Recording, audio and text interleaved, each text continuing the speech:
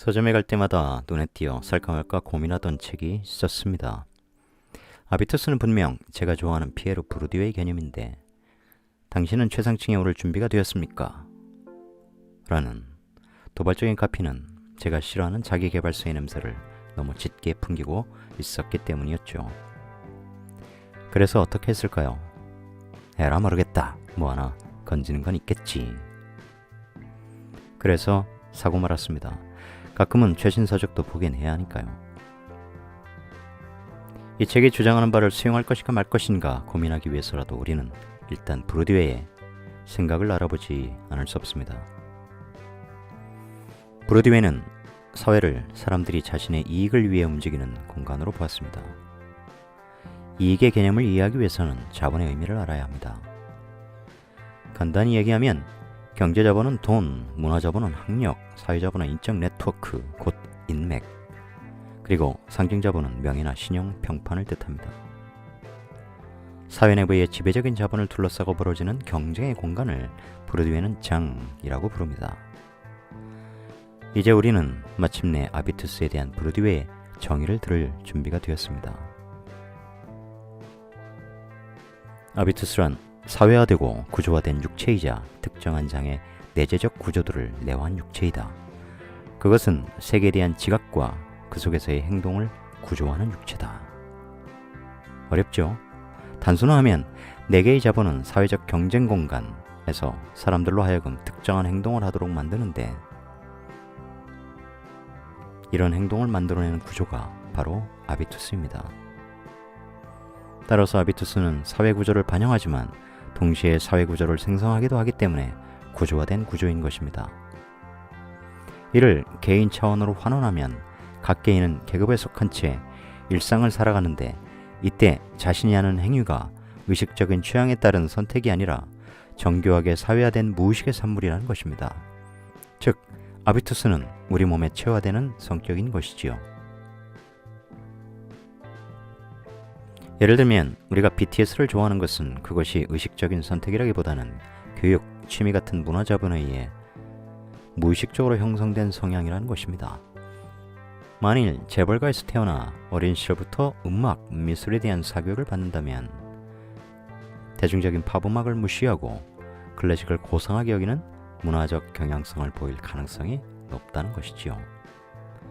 여기서 중요한 것은 아비투스가 일종의 구별짓기를 한다는 사실입니다. 장 보드리아르가 말한 대로 후기 자본주의 사회는 소비의 사회입니다. 이 사회에서 사람들은 전통적인 사용, 교환 가치가 아니라 기호 가치를 획득하기 위해 소비하지요. 부자라는 기호, 엘리트라는 기호, 잘 나간다는 기호 등 말입니다. 집은 없어도 차는 외제차를 타야 한다는 청년의 심리에는 이런 기호 획득에 대한 욕망이 있는 것이죠. 경제자본이 상속되는 것처럼 다른 자본들도 상속됩니다. 따라서 체제는 공고해지고 아비투스는 계급의 구별을 강화합니다. 우리는 부르디에가 모든 종류의 차별과 소외, 불의에 반대했던 진보적 지식인이었던 점을 잊어서는 안 됩니다.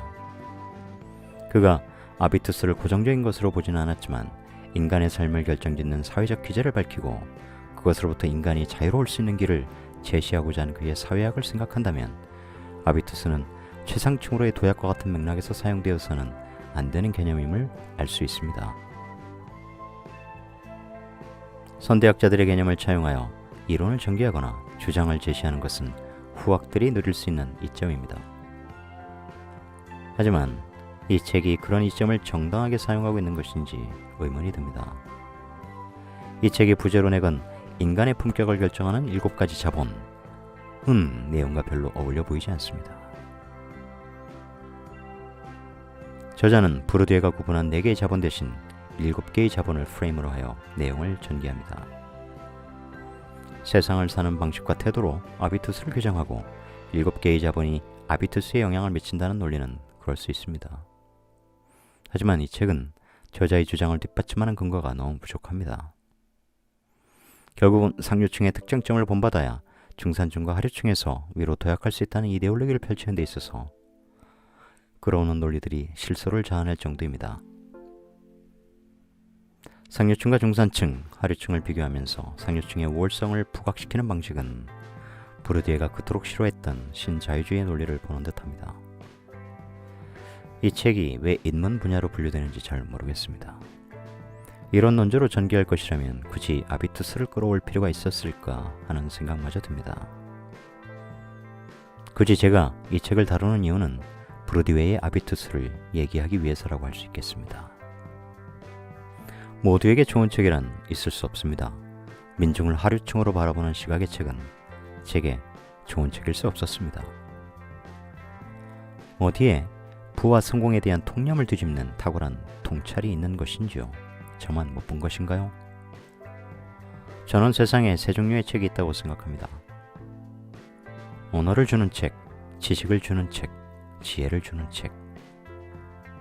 이 책이 마음에 들었던 분이시라면 어떤 점이 매력적이었는지 궁금합니다. 책의 선택에도 우리 각자의 육체에 치화된 아비투스가 작동하겠지요. 적어도 우리의 독서가 지식이나 사상의 피동적인 주입 차원에 머물러서는 안 된다는 점에 동의하신다면 이 책은 부르디에와 함께 읽는 것이 좋겠다고 생각합니다. 저는 이 책에서 말하는 상류층이 되고 싶다는 생각이 눈꼽만큼도 들지 않았습니다. 굳이 사교 연회장에 가서 강연을 듣고 싶지도 않더군요. 대신 그곳에서 그들에게 강의하는 사람이 되어야겠다는 각오는 더욱 단단해졌습니다.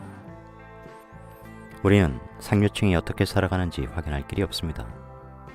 기껏해야 그들의 가공된 이미지만 접할 수 있을 뿐이지요. 허상을 좇는 시간에 인간과 인간을 구별짓는 세상의 불합리와 불공정을 꿰뚫어보는 지혜를 기르고 구조의 재생성에 기여할 수 있는 실력을 기르는 것이 어떨까 합니다. 북마디였습니다. 고맙습니다.